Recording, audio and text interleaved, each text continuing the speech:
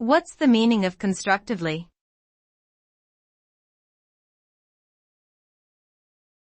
Constructively.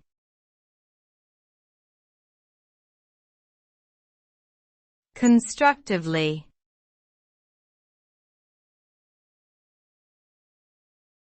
Constructively.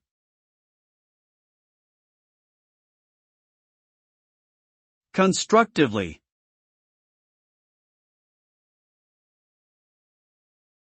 Constructively refers to the act of approaching a problem or situation in a positive and helpful manner, focused on finding solutions and making progress rather than simply criticizing or complaining. When approached constructively, problems can be resolved more effectively and relationships can be strengthened. It involves actively contributing to a solution instead of just pointing out flaws or issues.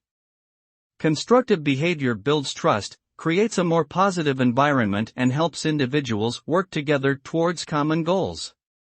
In summary, constructively means to approach things with a positive and proactive mindset to reach better outcomes.